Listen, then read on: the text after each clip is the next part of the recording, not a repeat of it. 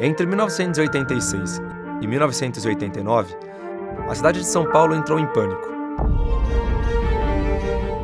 Homens estavam sendo encontrados mortos em suas casas, sempre com os pés e mãos amarrados, e ainda com uma meia na boca. Objetos de valor e dinheiro eram sempre subtraídos. Durante a investigação, descobriu-se que as vítimas eram homossexuais e, na sua maioria, tinham sua sexualidade em segredo, desconhecida até mesmo das pessoas mais próximas. Eram outros tempos, menos livres, menos julgadores. Claramente, aqueles assassinatos tinham o mesmo autor em comum, enquanto a polícia tentava descobrir quem estava por trás daqueles crimes. Um rapaz que conhecia o serial killer foi poupado da morte por valer muito mais vivo.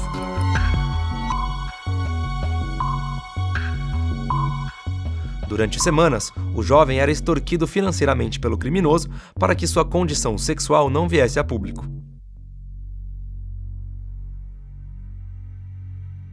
Depois de ir além de todos os seus limites financeiros, esse homem vai até a delegacia e entrega o homem mais procurado pela polícia de São Paulo naqueles 3 anos de mortes. Fortunato Botton Neto. Esse era o nome do assassino em série que se passava por garoto de programa no Parque Trianon, um dos mais icônicos da capital de São Paulo, ocupando um grande espaço na Avenida Paulista, a mais famosa da cidade. Ao vender prazer em troca de dinheiro, Fortunato enganava suas vítimas, que o levavam para suas casas sem saberem que aquela seria a última vez que entrariam vivos pelas portas de suas residências. Quando interpelado pela polícia, Fortunato contou sem qualquer vergonha sobre seu prazer em tirar a vida de uma pessoa. Matar é como tomar sorvete. Quando acaba o primeiro, dá vontade de tomar mais. E a coisa não para nunca.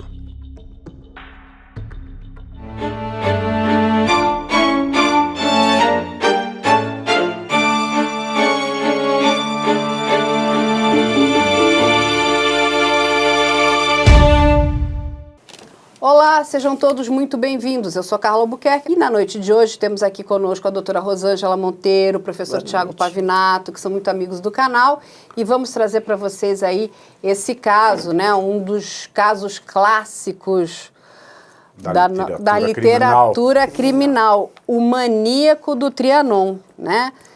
O Maníaco do Trianon foi o Fortunato Botton Neto, né? Ele infelizmente, né, vitimou aí vários homens gays entre 1986 e 1989. Mas eu vou deixar a doutora contar para a gente melhor essa história. Que caso é esse, doutora? Esse é um caso interessante, como você bem pontuou, é um clássico, né, da nossa, desse nosso universo da criminologia brasileira.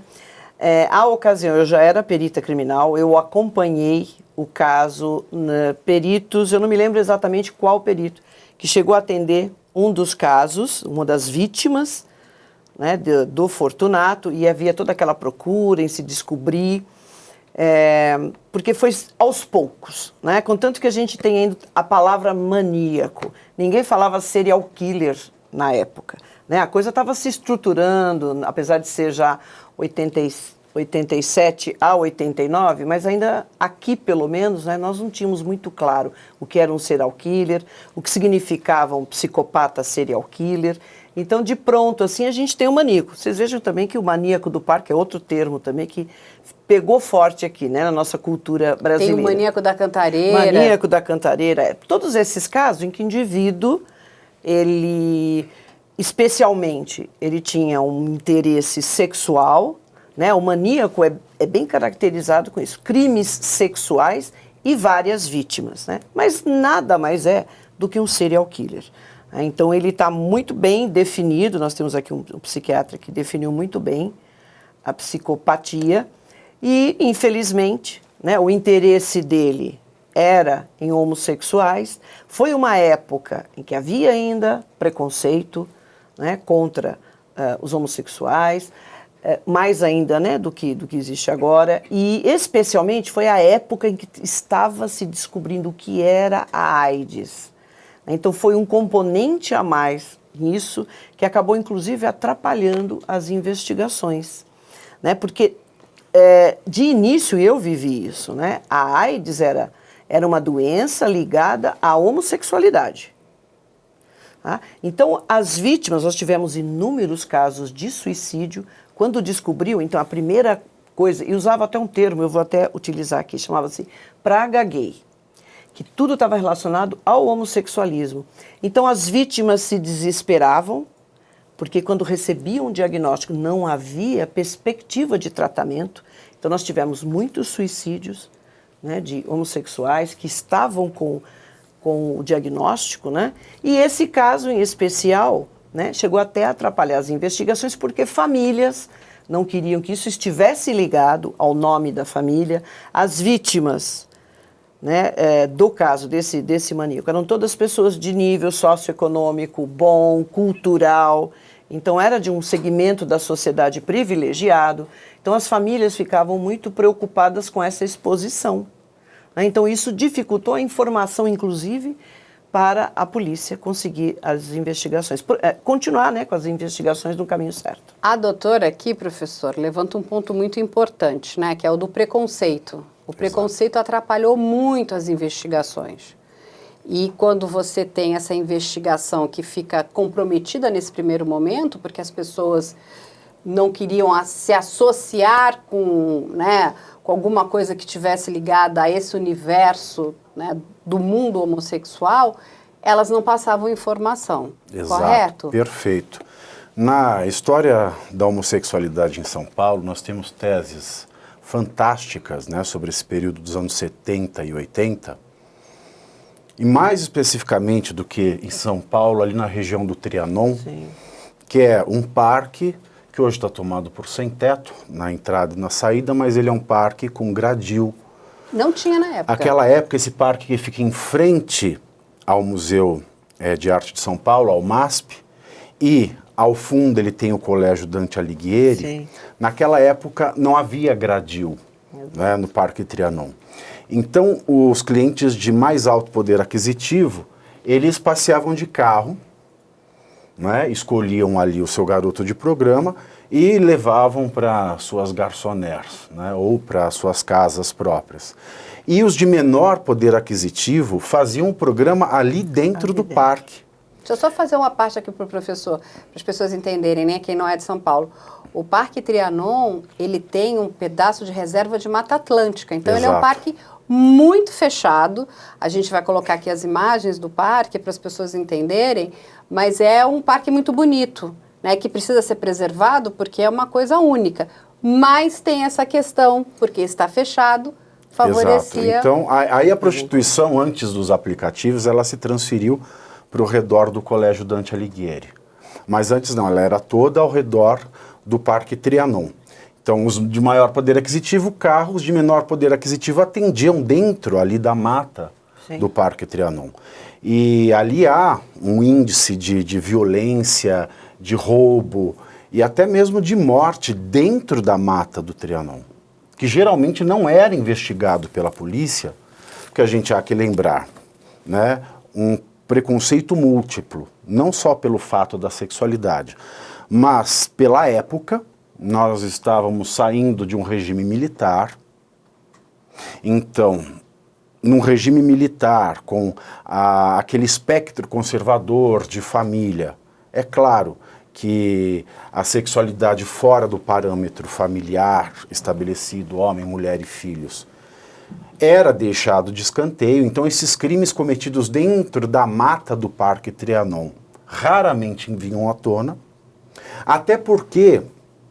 e isso é lei até hoje no Brasil, existe desde 1941 o chamado, a contravenção penal, tem gente que fala que é o crime da vadiagem, né? A lei da vadiagem.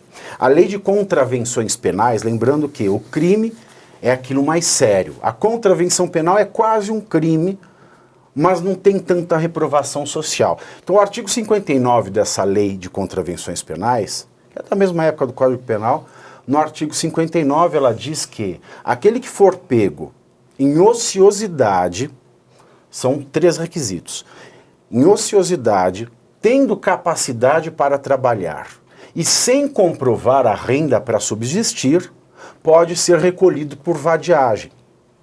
As prostitutas mulheres, muitas delas, tinham como comprovar a renda. Então elas saíam desse 3º requisito. Garotos de programa e garotas de programa travestis eram sempre levados pela polícia. E os crimes que aconteciam nessa região de prostituição masculina, eles eram relegados, porque imaginava-se um crime de vadios e a polícia, então, ela não analisava esses casos que aconteciam ali na mata. Em segundo lugar, nós temos a questão não só da família da vítima não querer se associar à homossexualidade, não querer manchar a reputação. Muitas vezes eles eram casados, tinham filhos. Tinha uma vida dupla, né? Ou mesmo que não tivessem a vida dupla. Um pai, uma mãe, os familiares não queriam ver o sobrenome da família no jornal associado a um crime como esse. Então muitas famílias já abafavam a investigação. Também a sociedade exercia uma pressão para que isso não fosse investigado. Na época, além desse contexto de um país que sai de um regime fechado, além da pressão da família para não se associar ao crime, além do próprio preconceito contra a homossexualidade, nós temos a seguinte frase. Isso foi muito comum à época. Pais de família vão para a Paulista de manhã trabalhar e não passear à noite. Então havia esse entorno social que também ajudava a autoridade a não analisar aquilo. E por fim, esse último aspecto do preconceito é que até 1990 a homossexualidade, que tinha o nome homossexualismo, era catalogada na classificação internacional de doenças. Ou seja, a pessoa era considerada um doente à época. E junte-se a tudo a AIDS, nós temos um cenário perfeito para a impunidade. E olha que interessante, não só o homossexualismo, ele era considerado um transtorno sexual pelo DSM. Uma parafilia. Sim, mas não só o homossexualismo, a prostituição também. E nesse caso nós temos os dois. Nós temos esse indivíduo que ele era um garoto de programa, o que normalmente se falava era michê, né, que ficava ali todo mundo sabia disso, uma região muito bem localizada, porque estava na Paulista. Né? Então todas as pessoas conheciam, nós que éramos da polícia, da perícia, nós conhecíamos isso, que depois até houve uma mudança, esse pessoal acabou indo para o Ibirapuera. Nós atendemos muitos casos ali. Tinha a região do drive-in depois Era também, o chamado Autorama. Sim, Autorama. E que eles mantinham relação lá mesmo, entre as árvores e tal. Então esse também é um fator. Agora, especialmente aí do maníaco do Trianon, que é o Fortunato Botton Neto, né, ele era um garoto de programa. Né, ou ele ia...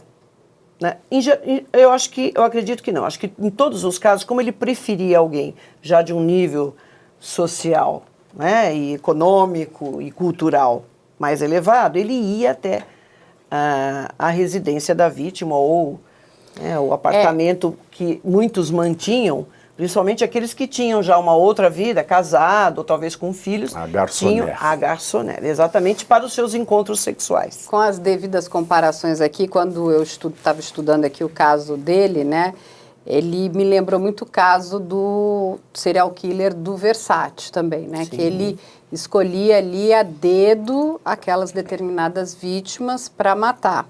Ele tinha porque ele tinha requintes de crueldade, né? Sim. E o Fortunato, ele nasce em 1967. E o que a gente levantou é que ele foge de casa muito pequeno, criança, e ele fica, né, pedindo esmola na rua, né? E O que ele conta, na época, no seu depoimento, é que ele foi estuprado por um caminhoneiro muito mais forte do que ele e que isso teria... Aos 8 anos de idade. Aos 8 anos. E que isso teria criado um ódio mortal dentro dele. Por pessoas mais fortes do que ele. Isso poderia ter desencadeado esse estupro? Não, isso é só uma conversa dele. Isso é conversa de psicopata. Vamos supor que ele realmente tenha acontecido isso. Tá? Eu não tenho todo o caso, não tenho, né, acesso aos registros dos exames, etc. Vamos supor que tenha acontecido. Ele é o que é. Esse tipo de ocorrência leva a um amadurecimento sexual. Isso é uma verdade. Se nós temos psicopatas serial killers e no histórico de vida lá na infância ele passou por esse tipo de coisa, o que a gente observa é um amadurecimento sexual precoce. Tá? Mas não que isso tenha desencadeado alguma coisa, ou então ele se tornou psicopata em função disso, não. Tá? Não é isso. E ele tem todas as características muito claras da personalidade psicopática e ele é um serial killer do tipo assassino sexual sádico, porque ele é extremamente violento, sádico, isso está presente, né? Na assinatura dele, né? E ele mata por desejo. A gente vê o que as pessoas comentavam na época, o que a polícia comentou, que ele matava por dinheiro. Não, ele matava por desejo. Tá? Contanto que nós vamos ver aí que como que ele foi pego é uma situação bem diferente. Ele não matou esse indivíduo, ele estava o quê? Extorquindo mediante chantagem. Então, quando o interesse era econômico mesmo, não necessariamente ele poderia matar. Ele queria pegar ali, né, dinheiro, porque ele também precisava de dinheiro para sobreviver, né? Era assim, unir o útil com 15 anos. E unir o útil ao agradável. Ele não matou todos com quem ele se relacionou. Ele era garoto de programa, ele saía com muita gente, com muitos homens e não matou todos eles. Nós até acreditamos que ele tenha matado mais do que os 13 crimes que ele, né, confessou, assumiu. Ele assumiu 13. Provavelmente ele deve ter matado mais gente, mas não necessariamente para roubar. O intuito ali não era. Ele matava e aquela tortura, o que ele fazia com a vítima, isso faz parte da assinatura dele como psicopata serial killer. E aí, a gente tem aqui, o Beto entrevistou o Dr. Guido Palomba, que conta um pouco do contato que ele teve com o Fortunato. O monstro do Trianon, eu me lembro que quando eu examinei, eu fiz o laudo dele é nosso. E eu examinei 2 vezes. O caso do monstro do Trianon foi interessante, porque uma eu tive que chamar ele a segunda vez. E aplicar aquilo que eu aprendi na velha guarda do Hospital de Juqueri, no manicômio judiciário, que diz assim: lobo não come lobo. Lobo não come lobo. Porque na primeira vez ele foi, vamos chamar assim, folgado. Então na segunda vez eu falei, pedi para reforçar a guarda e chamar. E que eu queria conversar com ele direito. Então eu fui neste dia marcado para examinar o monstro do Trianon, conheci o processo e tal. E quando ele veio com a guarda, não é? E sentou na cadeira, desbocado, e eu dei bom dia, né? Ele desbocado, e aí, qualquer coisa assim, eu não me lembro detalhes, que isso já faz tempo. Mas eu comecei a fazer pergunta e ele não respondia. Falei, mas escuta, mas por que você matou? Comecei a fazer pergunta, ele não respondia, ele contava só aquilo que ele queria. E ele continuou falando o que ele queria, falando que matava mesmo, que ele ia matar o juiz, que ia matar o promotor, etc. E assim ele foi indo. E eu perguntei, mas escuta, eu estou te fazendo pergunta. Ele falou, não, aqui quem pergunta sou eu. Eu achei aquilo estranho, aí eu parei, pedi para a guarda para tirar e levar embora. E não concluí esse exame. E aquilo não me saía da cabeça. Como é que, talvez a primeira vez ou a única vez que eu não tive um bom relacionamento com quem eu examino e com um comportamento desse que teve que interromper o exame, etc. Eu falei, agora eu vou me lembrar daquilo que uma ocasião eu aprendi no Hospital de Juqueri, que foi com o famoso Passos Mão de Ferro. Falei, professor Mão de Ferro, como você não tinha medo dos doentes mentais? Essa foi minha pergunta para ele. Aí ele olha para mim fixo, bate no meu ombro e fala assim, olha aqui, meu jovem, lobo não come lobo. Eu achei aquilo tão lindo, lobo não come lobo. Agora voltando para o nosso monstro do Trianon, eu falei, peraí, lobo não come lobo. Eu vou para cima. E ele vai submeter ao nosso exame. Pois bem, pedi uma nova entrevista. E aí, no mesmo local, gabinete do juiz, só que eu cheguei antes e arrumei a sala do jeito que eu queria. Pedi para a guarda ficar na porta, queria conversar com ele. Aí ele entra, eu estou em pé, ele entra e vai pegando, ele afasta a cadeira com o pé, vai sentando, mascando chiclete. Eu me lembro bem disso, mascando chiclete. Ele entra, afasta e senta. Eu aí virei aquele bicho que o Passos Mão de Ferro falou, levanta imediatamente. Eu não mandei sentar, levanta. Ele olhou com certo receio, levanta. Aí ele pegou, levantou, vai para trás e para de ruminar na minha frente. Ele olhou assim, meio sem saber direito, mas eu não sei se ele engoliu ou se era chiclete ou não, mas parou. Aí eu calmamente, claro que com todos os instintos aguçadíssimos. Eu sentei, peguei o processo, comecei a ler. Pede licença e senta. Dá licença? Pegou e sentou. Aí nós começamos a conversar. Porque, claro que ele estava sendo acusado de um crime, mas não era um que ele tinha praticado. Mas tem que saber falar. Então, conversando com ele como devia conversar, e falei, olha, eu acabei de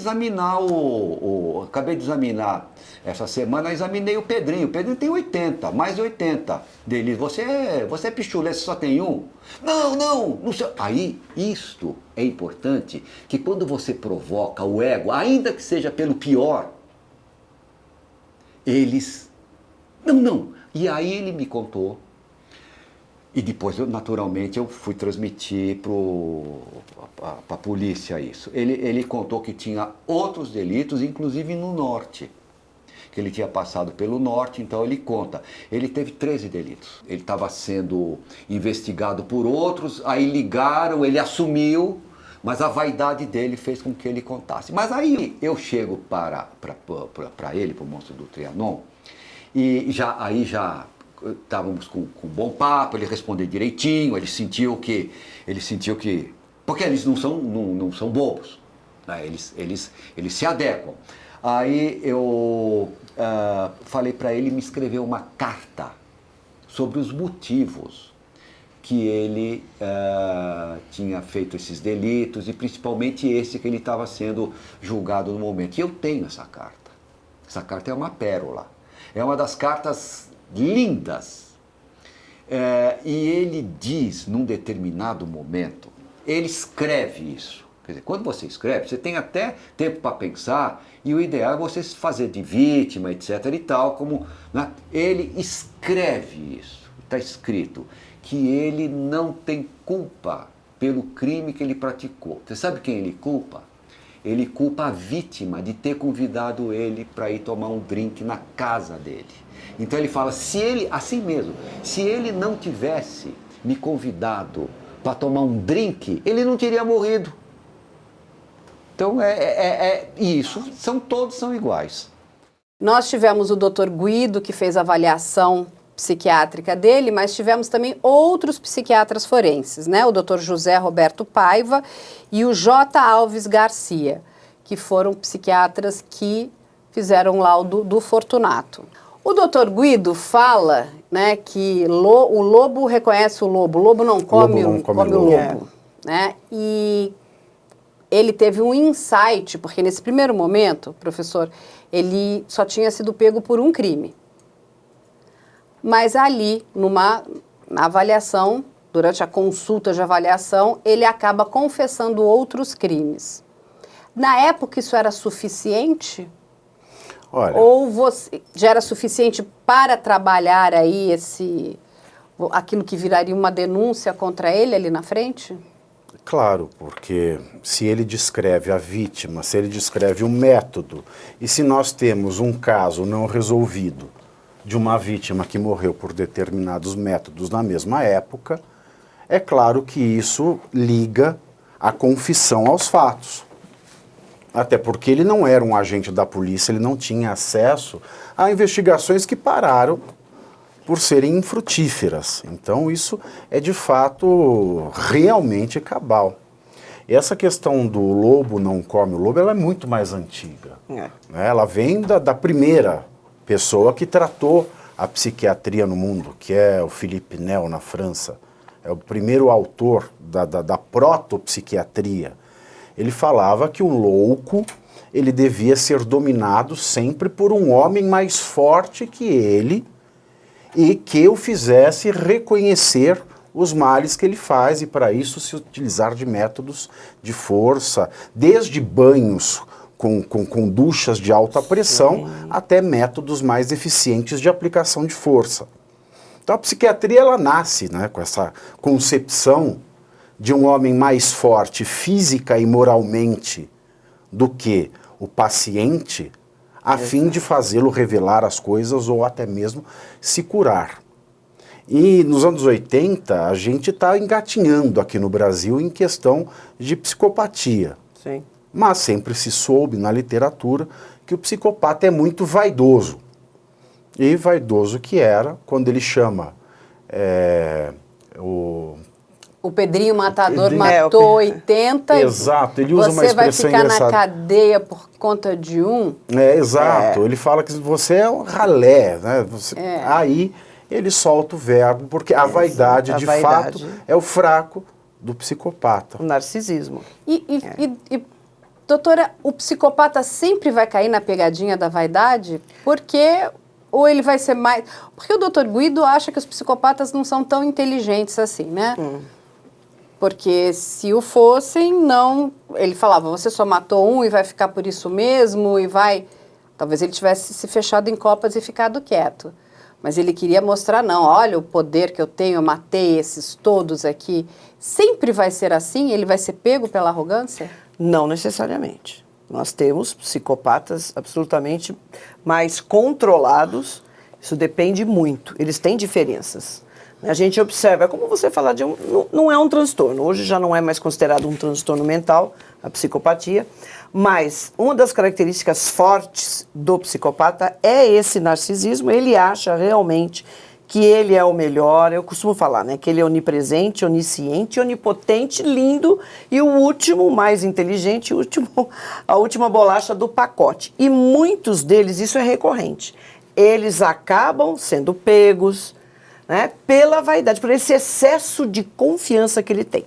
Porque ele começa e a coisa vai indo bem. Ele cria uma máscara social excelente e vai enganando todo mundo, e aí ele continua. Em especial esses serial killers, tá? Mas não é assim, não, todos caem pelo narcisismo. Eles podem cair pela frustração, porque como ele se acha muito bom, quando algo não dá certo, ele perde o controle. Então, se ele tem uma máscara social maravilhosa, ele está tudo ok ali com ele tem controle, de repente a coisa não funciona como ele quer, ele se frustra e a máscara social dele cai. Então, muitos já foram identificados através disso. Você quer ser membro do nosso canal? Confira agora os níveis disponíveis para vocês. Lembrando que você pode evoluir sempre. Nível Prata. Além de emojis e selos exclusivos, você terá acesso a cenas extras, vídeos só para membros e conteúdo antecipado. E também terá direito de vir conhecer nosso estúdio e acompanhar pessoalmente uma gravação. Nível Ouro. Você terá direito a todos os benefícios do nível Prata, mais acesso a entrevistas ao vivo pelo YouTube, prioridade na fila para visitar nosso estúdio e brindes a cada 6 meses de assinatura. Nível Platina. Além de tudo isso que já falamos, você sempre terá suas perguntas respondidas durante o programa e seu nome citado em agradecimento. Incrível, né? Sendo membro, você também ajuda o nosso canal a continuar sendo independente e trazendo informações de qualidade para vocês. Já escolha o seu nível e venha participar do nosso time. Tá? Agora, o Dr. Guido, eu acho importante essa avaliação que ele fez, porque nós tivemos uma avaliação realmente pífia de um homem como esse, de outros 2 profissionais, falando que o problema dele é por ele estar preso. Mas é claro, né? É claro que ele ia ficar mais ansioso ou mais, né, dentro da cadeia, porque ele queria estar solto. Então, que o ideal é que ele fosse solto. Então, o Dr. Guido veio num momento ideal, que falou, não, como é que você vai soltar um assassino desse? Se esse indivíduo sair aqui da casa de custódia, nós teremos aí mais uma série de vítimas mortas com requintes de crueldade. Né? Agora, o doutor José Roberto Paiva, ele já fez uma avaliação mais direta mesmo do que ele é. Ele é um indivíduo frio, calculista, narcisista, não tem qualquer tipo de empatia, de escrúpulos, né? Não sente culpa, não sente medo, e ele está dentro daquele perfil redondinho do serial killer, do tipo assassino, sexual, sádico, psicopata. Esse não poderia sair da prisão ou não, e também não da casa de custódia. E aí tem um dado que é muito importante, a gente vai contar aqui para vocês, que aí esse caso vai parar na mão de 3 grandes delegados. Eu acho que aquela é a sorte do caso, porque a gente está falando de uma época com muito preconceito. Sim. E nós tivemos ali, cuidando do caso, o doutor Itagiba Franco, que é uma lenda da polícia de São Paulo, o doutor Valdomiro Bueno Filho, que era o titular do DHPP na época, e o doutor Marcos Desgualdo, que é outra lenda da polícia de São Paulo. Eles pegam esse caso. Sim. E eu acho que aí que é vamos dizer que aí a gente realmente vai ter o desfecho do que vai acontecer, sim, que eles vão conseguir começar a ligar, né, todas essas vítimas a esse homem. E principalmente, né, eu sei que o professor sempre fala que depois que você matou uma pessoa não tem mais justiça, mas é a justiça que se pode fazer a essa altura. Exato. Porque foram muitos homens, né? Ele matou ali um médico psiquiatra, que foi o doutor Antônio Carlos Giaco, né, de 32 anos. Sim. Ele matou o dramaturgo, o Manuel Iraldo Paiva, que era conhecido como Maneco, não é o mesmo Maneco do Manuel Carlos das novelas da TV Sim. Globo, mas matou o José Liberato, o Antônio Carlos, que eu já falei aqui, do Giacomo, o Antônio José Laposta, o Alaide Josefa Pinheiro, o Arnaldo Vieira Neves e o Luiz Antônio Correia. Esses que ele conseguiu estar realmente linkado, né? Sim. Ele diz que foram outros homens, mas aí a polícia não conseguiu linkar com outros casos de assassinato de homens gays à época, né? Só esses casos aqui que a gente levantou, que são muitos. Sim. E o que me chocou é o nível de crueldade dele, assim, o nível de bizarrice, né? Sim. Porque ele machucava, Sim. ele batia, ele furava, Sim. ele enforcava, ele embebedava as vítimas. Sim. Diz que até uma das vítimas chegou com quase 10%, né, de álcool no organismo. Já quase entrando em coma, né? Quase em coma Sim. alcoólico. Então, Sim. assim, ele era uma pessoa... Eu vou te fazer uma pergunta. Isso tudo já era planejado ou era uma coisa que ele chegava e dependia ali do momento? Porque ele é muito ousado. Sim. São 2 aspectos aí. Nós temos o racional, né, que é o modus operandi. Qual é o modus operandi dele? Ele está no local que ele está acostumado realmente, né? Que é lá se oferecendo, né, como garoto de programa ali no Trianon ou próximo da Paulista. Qual é o modus operandi? Dessa forma, ele tinha acesso por quem ele tinha interesse. Primeiro, homossexual, tá? Porque ele era homossexual. Tá? Então, aquela conversa que, não, só quando ele tem uma crise epilética que ele vira psicopata e aí ele quer matar os homossexuais. Não. Em noite de lua cheia. Em noite de lua cheia. Não, ele é homossexual. O interesse sexual, a orientação sexual dele era homossexualismo. Ele tinha interesse por outros homens. Então, até a escolha da profissão, vamos colocar assim, está de acordo com isso. Porque onde ele vai ter acesso? Ou ele poderia ir em locais de encontro, mas ele uniu o útil ao agradável, né? Porque ele já pensava, bom, eu vou conseguir um pessoal com nível bom, né, socioeconômico, e eu consigo, além de saciar aquele desejo, eu consigo alguma coisa. Então, o modus operandi que é? Encontro, já se combinava, não, então eu vou para a sua casa, para o seu apartamento, para lá, para o seu canto. O indivíduo levava ele até lá, ele embebedava, então a pessoa já perdia, né, muito o senso crítico, etc.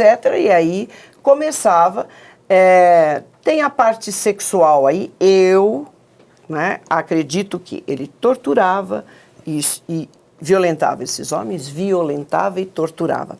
A tortura, essa parte da tortura, como ele torturava até matar, é a parte da assinatura. Aí é inconsciente, cara. Então ele não consegue, não, primeiro eu vou amarrar, depois eu vou morder, depois... Não.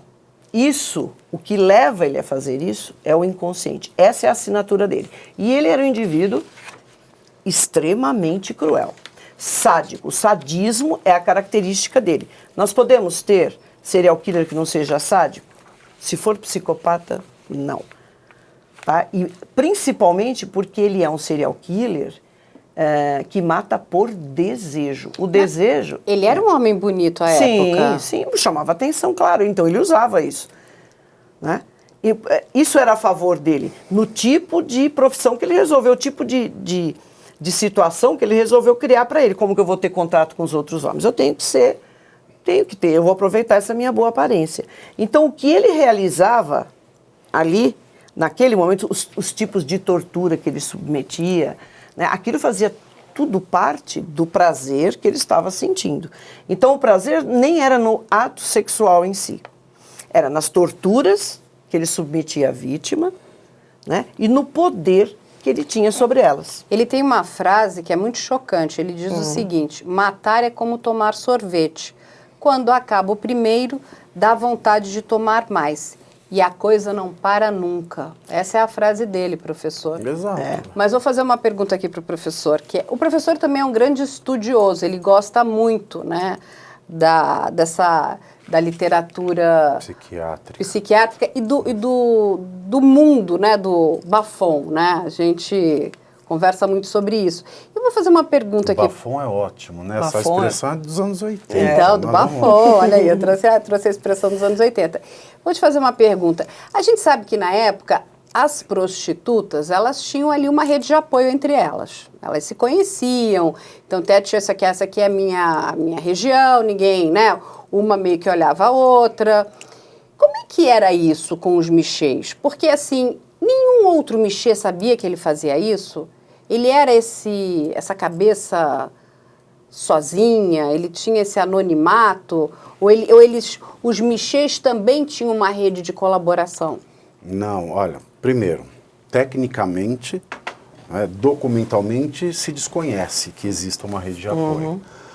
Na prostituição das travestis, é sabido que existiam as mamães, que era a travesti que dava proteção, né, dava teto e dava também apoio quando alguma ia presa ou não. Então, essas mamães, elas recebiam a multa, né, a multa é a comissão do rufianismo. Então, isso era mais ou menos organizado. Aqui em São Paulo, a gente teve aí a figura proeminente da Andréa de Maio. Sim, famosa que, Andréa de ao Maio. final da vida, se tornou uma ativista pelos direitos trans. Mas nos anos 80, ela também era conhecida. Ela era chamada de cafetina romântica, né? Porque tem muitas histórias não é? sobre a Andréa de Maio. Agora, no campo da prostituição masculina, isso é mais complicado, porque não só entre os clientes eles queriam um sigilo absoluto, mas entre os próprios michês, muitos estavam ali e tinham outras vidas. Exato.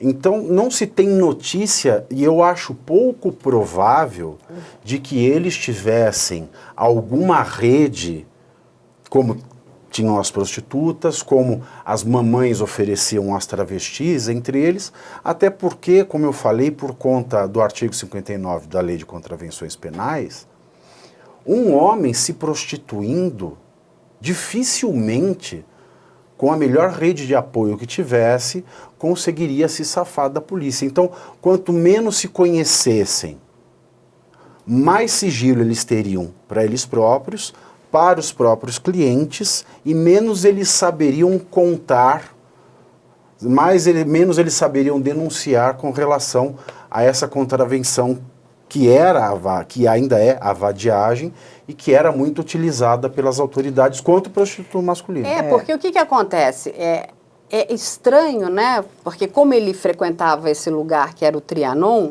e você tinha ali outros michês também, que isso não suscitasse, né, alguma... Enfim, que aquelas pessoas que frequentavam aquele lugar não tentassem descobrir quem é que está fazendo isso. Porque a polícia e a imprensa podiam não estar ligando ainda esses crimes, mas aquelas pessoas que frequentavam ali, porque, por exemplo, hoje ele pegou o Fortunato, exatamente. mas ele pode ter pego o Paulo Sim. um outro dia e falou, pô, mas aquele foi meu cliente, o cara que morreu foi meu cliente, e morreu com esse requinte de sadismo. Exato, fulano sempre passeava aqui, a última vez foi ele quem entrou no carro aí dele. O indivíduo foi morto. Exatamente, aí tem essa coisa do submundo, onde a informação corre muito rápido, né? Claro. É que nem aquela coisa da Deep Web, né? Você tem uma coisinha aqui em cima, mas aqui embaixo está correndo, Exato. e um está Compreendo. falando com o outro. Então, porque no caso das prostitutas, a gente tem informação sobre isso, que elas falavam, olha, estamos com um problema aqui.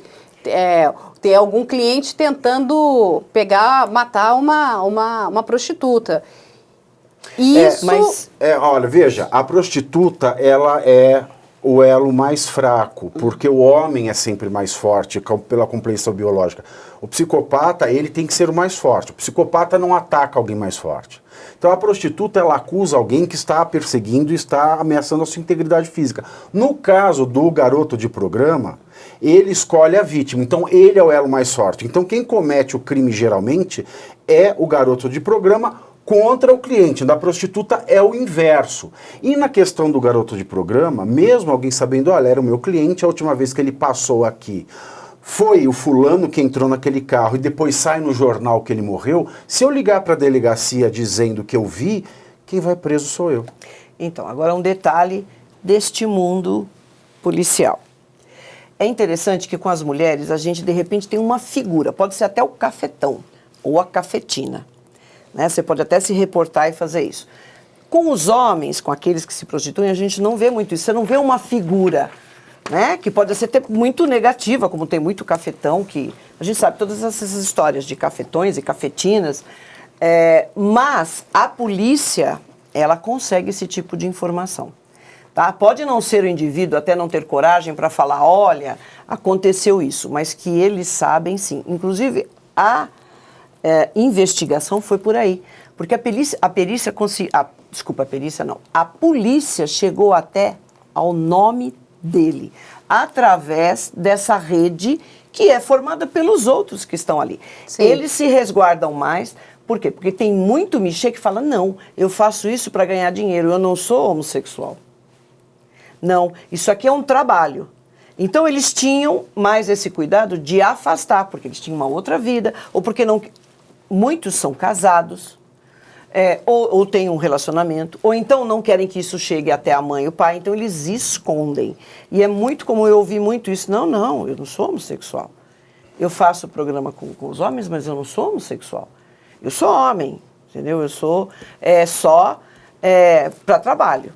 Porque eles pagam, é interessante, se você escuta. É tão engraçado, eu faço isso com homens, mas eu sou homem, como se o homossexual então, não fosse homem, não fosse né? homem. Ele é homem, lógico que ele é homem. Muitos falam assim, mas eu sou o ativo. Ele quer dizer o seguinte, eu gosto de mulher também, é isso. Mas aí tem uma série que eu vou indicar aqui para as pessoas, que eu acho que o professor viu, não sei se a doutora viu, que chama Deduz. É uma série muito boa, que conta a história ali da 42, né? Que é uma região ali na Times Square nos Estados Unidos, mas que compreende ali entre a 8ª, a 9ª, 10ª em diante avenidas. E aonde acontecia algo muito parecido com o que a gente está falando aqui do Parque do Trianon. Na série, que também está lá, você tinha a questão das prostitutas, você tinha ali o cafetão, aquela coisa toda. Você tinha a polícia que estava infiltrada lá nos Estados Unidos, Nova York, tinha inclusive a máfia. Mas também você tinha a área dos homossexuais. E tinha, não sei se vocês lembram, tem um local onde eles iam. E é onde eles iam pegar os seus clientes. E o que acontece? Só que toda a informação do que acontecia, ou algum crime, ou algum problema, chegava na sauna. Lembra disso? Sim. Que era até o cara do bar que vai para essa sauna. É muito interessante. Por isso que eu pergunto se tinha... Porque deve haver alguma coisa, existe. Talvez não fique no submundo e que não tenha vindo para a superfície. Porque é chocante. O Michel fala, não, mas eu saí com esse cara tem 3 dias, ele aparece morto no jornal, porque eram mortes chocantes. Sim, e esses clientes, eles sempre estavam ali, orbitando naquela região. Entendeu? Então eles conheciam vários ali. E é interessante que o serial killer, gente, ele não mata todo mundo com quem ele sai. Então ele é um cara que está presente lá e sai com todo mundo. E outros podem falar, olha, ele é interessante também. Ele é um cara tal que topa, sei lá, qualquer outro tipo de situação. Então existe essa troca. E ele está no meio, não que todos ali sejam serial killers ou psicopatas, não. Mas ele ali no meio, ele passa... despercebido. Ele passa ali no meio, ele é um indivíduo até que outros podem indicar. Ah, você está afim desse tipo de coisa, tal. Ele é o cara mais ali dentro daquela normalidade, né, dentro daquele jogo que estava ali, o cara perfeitamente adaptado, adequado. Não é o cara que chama atenção. Já conhece a loja do canal Operação Policial? O único lugar onde você encontra os produtos oficiais com as marcas das nossas séries. Temos canecas, cadernos de diferentes tipos e tamanhos, canetas e muito mais. Não vai esperar para começar a sua coleção, vai? E ele já se prostitui há cerca de 7 anos. Há muito tempo, desde jovem. Há muito tempo. Jovem, né? E a gente tem uma figura muito interessante da época que se chama, quem não conhece, o Goulart de Andrade, né? Lembram do Goulart de Andrade? Ele fazia o Comando da Madrugada. Vem comigo. Foi o jornalista que mais caminhou no submundo, né? É assim, eu era completamente aficionada. O Comando da Madrugada passava às sextas-feiras, eu não queria sair, porque eu tinha que assistir o Comando da Madrugada, porque ele ia a lugares que ninguém ia. E a gente tem um pedacinho aqui de uma entrevista dele contando uma parte do requinte de crueldade do Fortunato. Matava os homossexuais. Lá no Parque Trianon. Matou esse, que foi a primeira vítima. Ele matou um médico? Você soube as circunstâncias que ele matou esse médico? Soube. Ele maniatou, botou uma meia na boca. Não. Espetou. Não, ele botou um funil. Esse médico. Não sei se é esse médico. Ele botou um funil, fez ele beber 1 litro de vodka. Foi.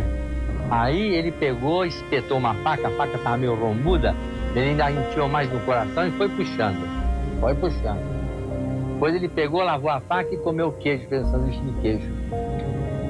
Como é que é? Depois que ele matou o médico, ele conseguiu com dificuldade tirar a faca toda suja de sangue, de pedaços do coração. Ele foi, tomou um banho, lavou a faca e comeu um queijo fresco de Minas, sanduíche de queijo. Com aquela faca. Com aquela faca mais horrível do mundo. Tem uma historinha nessa morte do psiquiatra. Quem ouviu gostou. Quem ouvir? Eu matei o cara, você tá entendendo? Ele deitado na cama, com a mão amarrada pra trás. Eu matei ele de 3 formas. Eu fiz ele beber 1 litro de vodka, 1 litro cheinho, eu derramava num copo e ele bebia. Fiz ele beber 1 litro de vodka, 1 litro de uísque, 1 litro de licor. Tanto que no laudo do IML deu 8,9 graus de alcoolismo no organismo dele, vai até 10 graus, né? O delegado falou que se ele não morresse das duas outras formas, ele ia morrer por causa do álcool no organismo que não ia aguentar. Depois eu estrangulei ele, você tá entendendo? Depois ainda dei mais Mas 4 facadas. Tanto que no dia do júri, quem tava lá deu risada. Porque o juiz falou que eu dei 3 facadas no cara. Eu falei que é mentira e que eu provava que era mentira. Ele falou, como que o senhor prova? Eu falei, eu provo, doutor, que eu dei 4, não foi 3. Aí ele ficou me olhando, né? Eu expliquei pra ele. Você não vai ficar impressionada? Eu dei a facada em cima do coração dele, tá? Aí quando a faca entrou, a faca entortou. Eu tirei a faca. Nessa altura já tinha dado uma no abdômen, né? Aí eu desentortei a ponta da faca, assim, tinha entortado um pouquinho, limpei com o lençol ali pra mim ver onde estava o buraco. Peguei com a lâmina, encostei a faca e bati em cima e fui até o cabo e eu tirei ainda de mais um no pescoço dele. Aí peguei o pulso dele pra ver se ele tava morto. Falei, o cara já tá morto há 1000 anos. Você tá entendendo? Aí disse ele deitado na cama, eu cobri ele, você tá entendendo? Fui no banheiro, tomei banho, sabe como é que é? Ele tinha um creme lá, eu quis inventar de passar no rosto e tal. Aí fui pra cozinha, você tá entendendo? Abri a geladeira porque me deu fome. Não a morte, mas por causa que na hora que eu cheguei no apartamento dele de madrugada, a gente cheirou, né? Aí eu dormi um pouquinho, nessa, aquele susto que eu levei, aquele baque que eu levei, depois eu tomei um banho e me deu fome. Aí eu abri a geladeira e tinha um queijo, esse tipo de queijo fresco, né? Aí eu meio apavorado, eu procurei a faca e não achava, né? E a faca que eu tinha matado, ele estava embaixo do travesseiro. Eu fui lá, peguei a faca, pus na torneira, lavei a faca. Lavei bem lavado, lógico. Aí, comparti o queijo com aquela faca. Depois eu tava com a calça de jeans, né? Pus a faca no bolso, fui embora. Entendeu? Com essa mesma faca eu fiz tudo isso. Dizer pra você que isso eu acho normal, você não vai acreditar, né? Mas você não é obrigado a acreditar. Você já matou alguém? Mata que você vai ver se é normal ou não. Bom, aí a gente acabou de ver esse vídeo que foi feito pelo Goulart de Andrade na época, né? E você vê a cara desse cidadão contando o crime que ele cometeu. Ele está em êxtase. Sim. Aí eu vou devolver para vocês dois, para os meus queridos especialistas aqui da noite. O que é isso?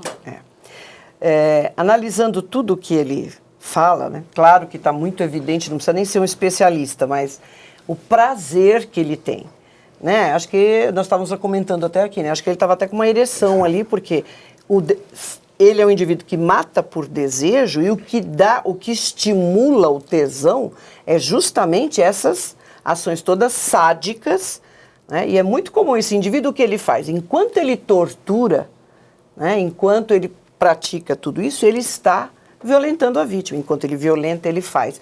É um círculo, uma retroalimentação, né? O tempo todo. E só para esclarecer, ele nem foge daquele serial killer que a gente tem, né? Aquele bem definido, né? Criminologicamente, porque ele mata asfixiando. Claro que com todas essas torturas, o indivíduo já está quase praticamente. E tem um outro detalhe. Muito provavelmente ele era necrófilo. Então aí fazia parte do pacote. Porque enquanto aquele corpo está lá, ele estupra com vida, ele estupra enquanto está matando e ele estupra depois da morte. Porque aí ocorre o relaxamento, etc., que a gente já comentou. Então também tem mais uma faceta. Gente, não precisa nem ser um especialista, né, doutor? Para ver ali o prazer com que ele fala isso. Né? Agora, professor, ele fez do tribunal um espetáculo, né? Sim. Dizendo, vocês estão contando meu crime aí todo errado. Estou falando que eu dei 3, e foi 4. E a vaidade, né? A vaidade. Arrogância. O psicopata, a doutora Rosângela já falou, mas eu gosto de resumir. Para o psicopata, ele é a única vida que importa na face da Terra. Para mim, resumidamente, o psicopata é isso. Ele é a única vida que importa na face da Terra. O desejo dele é o único que deve ser satisfeito na face da Terra. Tudo que existe na face da Terra está à disposição para satisfação do seu desejo. É aí que vem a vaidade. Né? Ele pode não ser pego, mas ele é vaidoso. Então, toda essa questão, né, dele ter sido desafiado, ter sido chamado de pichuleco pelo Dr. Guido, né, revelou como assim? Agora, eu sou um grande assassino. Agora, professor, ele teve redução de pena. Apesar dessa amontoado de crimes, ele teve uma pena reduzida. Ele foi mandado para Uma casa pro de manicômio, custódia. né, judiciário, né, esse era o termo corrente na época mesmo, por conta da psicopatia, embora a psicopatia não seja uma doença mental, embora a psicopatia seja incurável, seja intratável, nos anos 80 existia ainda uma confusão, principalmente dos profissionais da justiça, né, em conseguir ter essa clareza que os profissionais da área de saúde têm em diferenciar uma coisa da outra. Então, psicopata doente, vai para lá. E tem uma outra questão também, né, ele era homossexual. Sim. E homossexual era uma doença na classificação internacional de doenças. A Associação Americana de Psiquiatria, que faz e atualiza o DSM, que é o Manual Estatístico das Doenças Mentais, ela está mais adiantada do que a Organização Mundial de Saúde. Em 86, se eu não me engano, a OMS já passou, já tirou a questão da homossexualidade desse espectro de transtorno. Mas a OMS só retirou isso em 1990. Então, em 1989, quando ele é preso, ele é um doente porque ele é homossexual. Ele é um doente para os profissionais da justiça porque ele é um psicopata. Que a literatura ainda era muito pouca. Exato. E a autoridade judiciária não tem a mesma clareza, como eu disse. E também porque ele tinha AIDS. Ninguém sabia o que era AIDS em 89. Exato. Sim, era uma doença que começa para chegar e estigma, para apavorar a população mundial, inclusive. Exato. Então, por essas 3 razões, ele foi jogado. Outro detalhe, Pra um ele se hospital. prostituía. Que também Exatamente, havia me ele se esquecido. prostituía. Obrigado, doutora. Porque a prostituição, por incrível que pareça, fazia parte no DSM de transtorno sexual. Porque eu vivi isso. Na época que eu estava na faculdade, estava lá, elencado, falando, poxa, como é que pode? E era considerado, inclusive a prostituição. Então, ele tinha outro fator, né, que é relegado também, né, a uma parcela não considerada da população, que são aqueles que se prostituem. Então, estava o pacote completo. Né? De uma certa maneira, até que ele foi encaminhado para um local que eu acho que Agora, seria tem o ideal. uma frase dele, durante o julgamento dele, que também é uma característica de um psicopata. Um psicopata, ele não tem culpa, né? No sentido, e ele acha que ele não fez nada de errado. A culpa é do outro, inclusive. Exato. Que ele diz o seguinte, a culpa é desses homens que me procuraram. Se eles não tivessem me procurado, não estariam mortos. Esse aspecto que, nossa, ele matava porque ele tinha ódio de homossexuais. Ele tem até uma frase dele, né? Que isso aí deveria... eu vou sair e vou matar porque esses não merecem viver. Isso aí é conversa dele. É conversa de psicopata tentando dar uma outra conotação. Entendeu? Que ele ali é um justiceiro, alguma coisa assim. Não, porque ele era efetivamente homossexual. Era a orientação sexual dele. Com um Não é que ele transtorno tinha... parafílico, né? Porque ele gostava então, de tortura, não era só sádico, homossexual. necrofilia, né? Sádico ao extremo, que está ligado, né, à parte sexual. Então, como são crimes, né, que estavam ali muito próximos, o do Pedrinho Matador, né, na época, e o do Maníaco do Trianon, e o Pedrinho Matador tem uma característica que também é muito interessante, porque ele só matava, na cabeça dele, sim, criminosos. Criminosos. Ou pessoas que tivessem feito algum ato coisa. criminoso. Ele não ia para cima de uma pessoa que não tinha cometido crime algum. Então, Certo. ele matou o pai porque o pai matou a mãe, aí ele vai procurando pessoas, esse era o caminho dele. o caminho dele. O Maníaco do Trianon, o Fortunato, por sua vez, também tenta usar esse mesmo artifício, que ele também chega a dizer em uma das reportagens, que ele que ele matava aqueles homens porque ele estava fazendo uma limpeza, tirando os gays vamos dizer, né, do convívio social, né? Que não mereciam, era uma praga, né? Ele se relaciona como praga. Porque ele também não quer aceitar que ele é um homem gay. Não, isso é conversa dele. Cara. Não aceitar, Ele sabe, eu ou- aceitar. Não, ele procura, ele não matou todos os homens com os quais ele se relacionou. Exato. Senão você imagina uma vida de 7, 6, não sei 7 quanto anos tempo, de prostituição. Com quantos homens ele não se relacionou? E ele é pego justamente enquanto ele extorquia, né, chantageava um garoto com o qual ele se relacionava. Porque esse estudante passava lá. Então, se fosse assim, nossa, é uma praga, eu não quero... E ele se relacionava com esses homens. Esse tipo de desculpa é um aspecto da pouca inteligência, né, desse tipo de psicopata, especialmente um psicopata que fugiu de casa aos 8 anos, não tem escolaridade, uma série de problemas, revela esse desejo que eles têm, essa necessidade que eles têm de quererem enganar o outro. Eles fizeram isso por quê? Porque eles tinham vontade de fazer ponto. Eles tinham desejo. Tinha o desejo, fez o desejo. Não tem explicação. Não é porque a culpada era a vítima. Não, eles têm o desejo, ponto. Mas como eles querem conquistar, porque eles são manipuladores, Claro. e eles se acham muito inteligentes e não são, eles querem conquistar a opinião pública com um argumento que só vai também seduzir gente que não é capaz de pensar, fazer um silogismo. O Pedrinho Matador. Ah, eu matei o dono da boca de droga porque ele era dono da boca de droga. Então por que ele se tornou o dono da boca de droga? Exato. Ele matou porque ele quis. E é o mesmo caso o dele.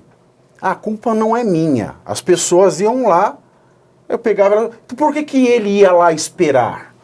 Se ele não quisesse matar, ele ficasse em casa. Agora, se ele quisesse matar todos os homossexuais, desse um jeito de pegar uma AK-47 e saía disparando no Trianon. Não tem sentido. Eles querem criar uma ética própria. E o que eles não são, são éticos. Não são éticos. É não desculpa existe esfarrapada. ética. Exatamente. Ele quer criar uma explicação. Nós temos psicopatas que se passam até por esquizofrênicos.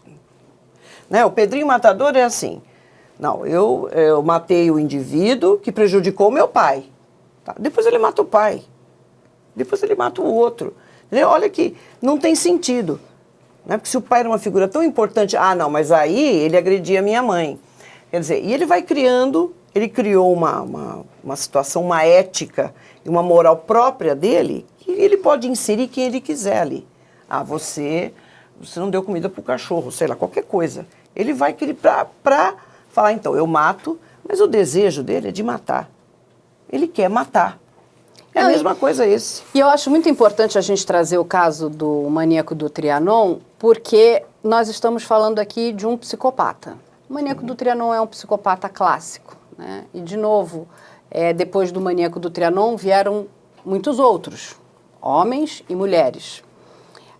Ele veio a morrer, né, no manicômio judiciário em decorrência, né, da AIDS, do vírus da AIDS. Ele teve HIV e a doença, ela entrou numa progressão, a gente não tinha o coquetel viral na época. Broncopneumonia. Ele morreu, parece que num estado bastante triste, né? Triste, magro, sim. bastante deficiente. Mas, vamos voltar aqui. Se ele não tivesse tido a AIDS, né, ele estaria na rua hoje?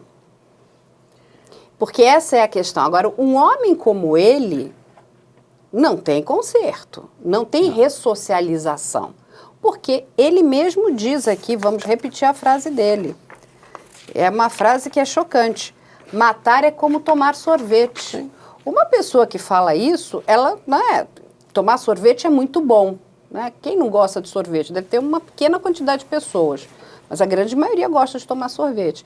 E ele está fazendo uma analogia dizendo o seguinte, é muito bom, então se eu sair, logo vou querer continuar. Quando você toma um, já quer outro e daí não vou para. querendo mais sorvetes, né? E ele é explícito em falar isso. Então, quer dizer, estaria na mão dos psiquiatras que realizam os exames, mas ele tem um aspecto interessante. Ele é explícito em falar, eu vou sair e vou continuar matando. Outros já falam, não, encontrei Jesus, essa vida ficou para trás e eu não vou fazer mais isso.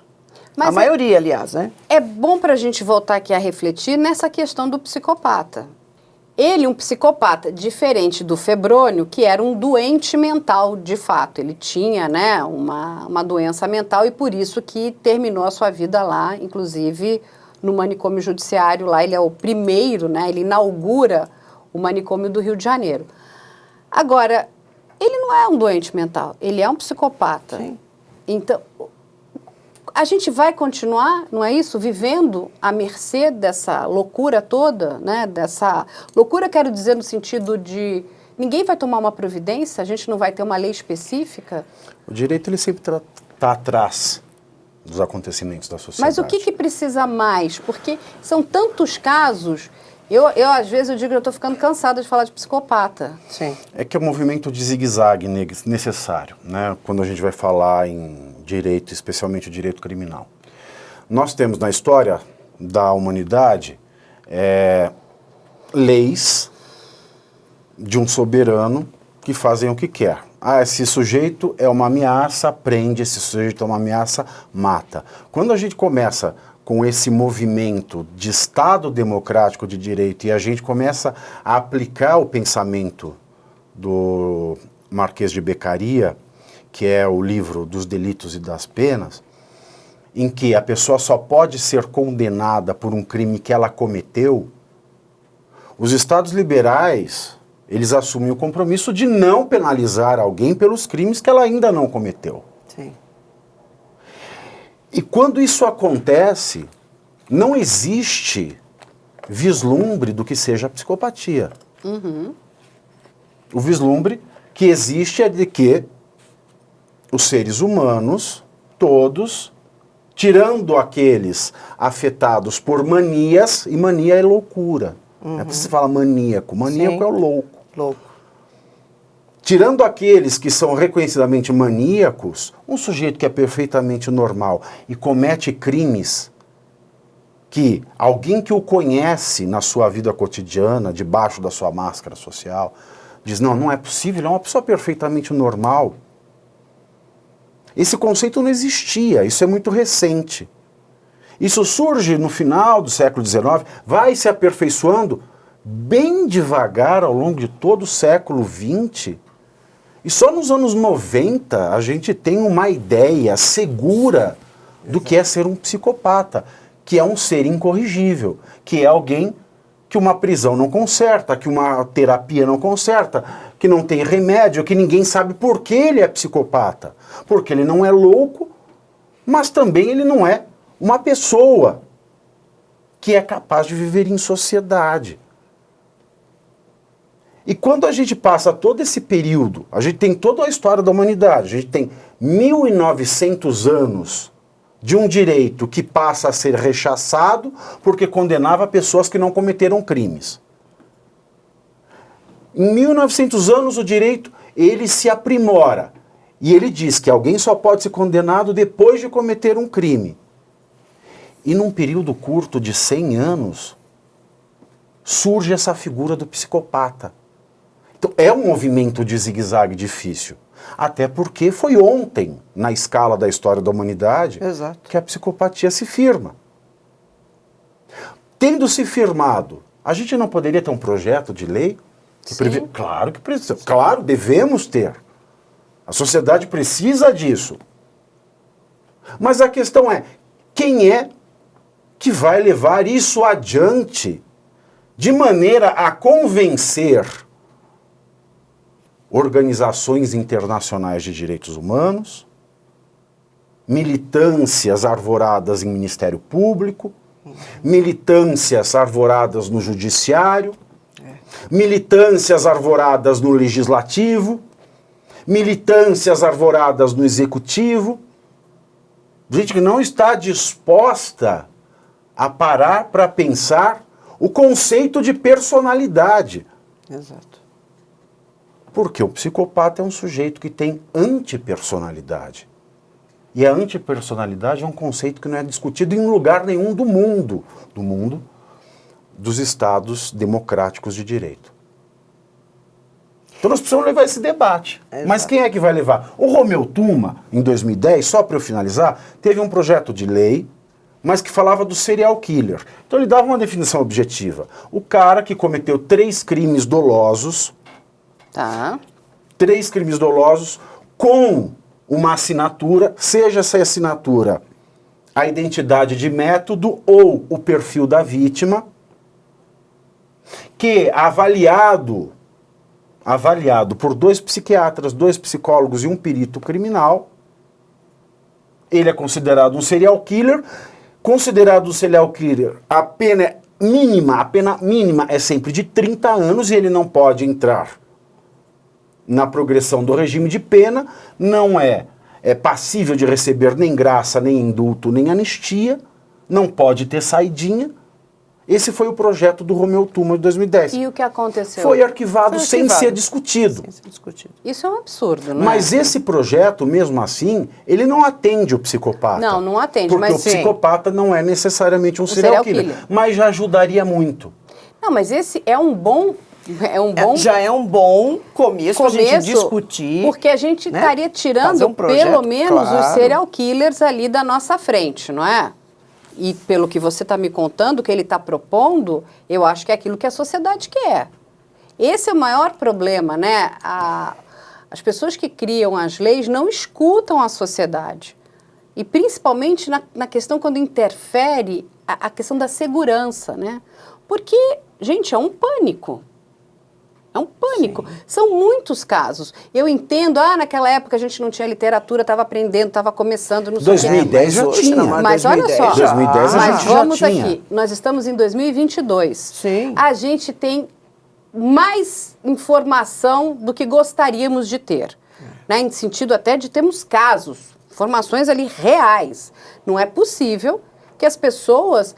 elas não tenham uma ligação com o que acontece. O grande problema é que existem mais informações, mas as pessoas parecem que têm menos, cada vez mais. Não, mas é que a questão, professor, quando você vai lá, né, na questão do legislativo, tem informação que, né, a penca, né, tá sobrando. São vários casos. Você pode ilustrar esse projeto de lei, né, com uma centena de casos. Eu acho que se a gente não chegar em milhar de casos, né? Se for, né, pegar todos os estados... fazer um levantamento histórico. Do nosso país e tudo mais, a gente acha que a gente chega aí, né, num milhar. Acho que mais do que numa centena. E aí o que acontece? O que eles estão esperando?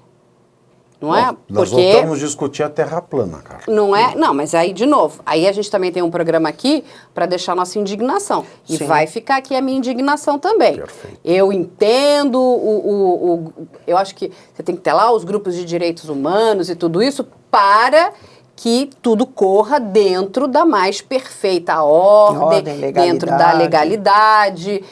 Tá tudo certo. Mas a gente não pode deixar a sociedade, de novo... porque ele veio a falecer, mas se ele estivesse vivo, é que nem o vampiro de Niterói. Exato. Ele quer sair. O maníaco do parque quer sair. O Champinha quer sair. O Tiago de Goiânia quer sair. A Suzane quer sair. A gente quer essas pessoas de volta aqui conosco? Essas pessoas têm condição de conviver em sociedade? Nenhuma. Ou elas vão praticar crimes novamente? Agora, tem um complicador, claro, porque nem todo serial killer é psicopata e nem todo psicopata mata. Então, são questões que precisa ter um corpo, né, de profissionais. Mas a gente está falando, doutora, desses que matam. Desses que matam. Então, a gente precisa ter o cuidado na hora de estruturar muito bem, né, esse projeto de lei e tal, para que a gente possa, né, cobrir todas as áreas e, né, não deixar possibilidade que, então, de repente sai um documento que ele é psicopata, então... não tá, só né? os que matam, os que cometem crimes. Que cometem crimes. Pode ter um golpista... um estelionatário. Gente, eu não sei o que tem tanta, né, as pessoas ficam tão desarvoradas. Nos Estados Unidos isso é muito comum. O psicopata vai ficar encarcerado pro resto da vida. Ou executado, né? Dependendo do estado que ele vai, são executados. A promotoria vai pedir a pena capital. Sim. E aí, dependendo do lá crime... não só psicopata, né? Dependendo do estado, crime. E os psicopatas lá, eles são oferecidos, né, ao estudo acadêmico. É por isso que nós entendemos tanto de psicopatas hoje. Claro. Porque o sistema prisional dos Estados Unidos Sim, permite a pesquisa. Ainda tem isso, né? Aqui o Especial nosso unidade. sistema prisional não permite nem a prisão. Então, fica aqui. A gente hoje falou sobre, né, o maníaco do Trianon, um caso clássico aqui do nosso país, da região de São Paulo. Ele cometeu aí um crime bárbaro contra vários homens.